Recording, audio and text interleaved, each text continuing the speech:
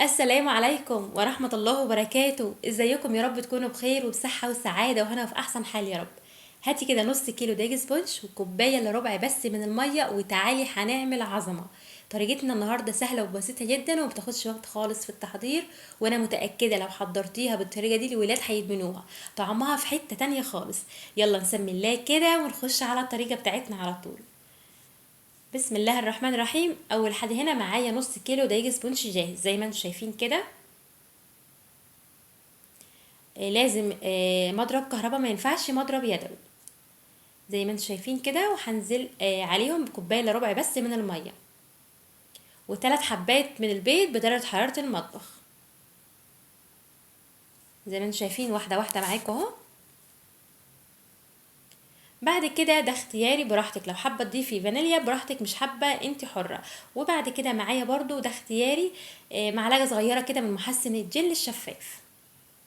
هو دقيق الاسبونج بيكون جاهز فيه كل المكونات بتاعته، بس انا بصراحه بحب اضيف شويه صغيرين من الفانيليا علشان تخفي لي اي ريحه زفاره، وكمان معلقه صغيره من محسن الجل بيظبط معايا قوام الكيكه.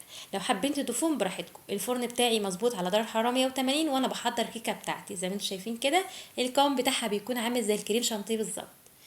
دهنت البايركس او الصينيه بتاعتي شويه صغيرين خالص من الزيت، وهنزل بالكيكه كده زي ما انتم شايفين. هنا النور كان قطع، بس اهم حاجه واهم خطوه كده والمهمه والاساسيه، فرنك يكون شغال مسبقا على درجه حراره 180. بتاخد بالظبط حوالي 25 دقيقه ل 30 دقيقه، يعني بعد 25 دقيقه بتختبريها.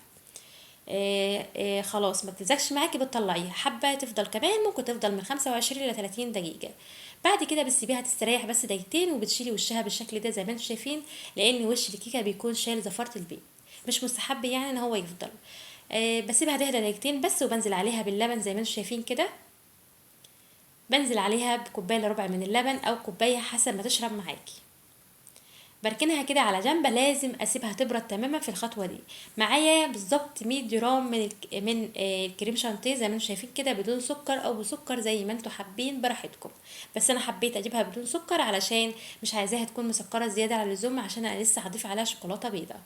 هنزل عليها كده ال 100 جرام بالظبط اخدوا معايا مج ونص من اللبن. اللبن لازم يكون ساقع، يفضل ان هو يكون فيه تلج. بعد كده ما تخفقوا معايا بالشكل ده وخدنا خلاص قوام الكريم شانتيه، هنزل عليهم باربع معالق كبار من بجوز الهند المبشور بشر ناعم زي ما انتم شايفين كده. هضربها ضربتين لحد ما القوام يظبط معايا، وبعد كده هنكمل مع بعض. لو انتي اول مره تشوفيني كده ما تنسينيش في الاشتراك وكمان اللايك والكومنت الحلو. ربنا يسعد قلوبكم جميعا يا رب. معايا هنا كمان باكت من الشوكولاته البيضه زي ما انتم شايفين كده، بحطها على حمام ميه سخنه. بحط ميه تغلي على النار، وبعد كده بحط عليها الشوكولاته تسيح. بضيف عليها 3 معالق كبار من اللبن ومعلقه كبيره من الزيت لحد ما اخد القوام المناسب. بعد كده بتاكد ان الكيكه بتاعتي بردت تماما، بحط على وشها كده الكريم شانتيه. الشويه او الاربع معالق جوز الهند اللي احنا حطيناهم بيخلوا بصراحه طعم الكريمه طعمها خطير. جربوها بالطريقه دي، انا متاكده هتعجبكم جدا. وكمان ما تنسوش كده ان الكيكه غرقانه باللبن بيديها قوام وبيديها طعم رهيب. بعد ما احط كده الشوكولاته هتبرد شويه، لازم اسيبها تهدى علشان ما ينفعش احط حاجه سخنه على الكريم شانتيه برضو هتسيح معايا. بسيبها بطلعها بشيلها من على النار وبسيبها تهدى، يعني لازم اسيبها تبرد. وبنزل على وش الكريم شانتيه كده بالشكل ده بشويه الشوكولاته. يا نهار ابيض على الجمال، مش قادره اقول لكم على طعمها يا جماعه. وهم وممكن تزينها كده بشويه من جوز الهند المبشوره. حابه تسيها كده براحتك زي ما انت حابه. بصراحه يا جماعه انا متاكده من حاجه، لو انتوا عملتوها هتدمنوها لان طعمها وهم.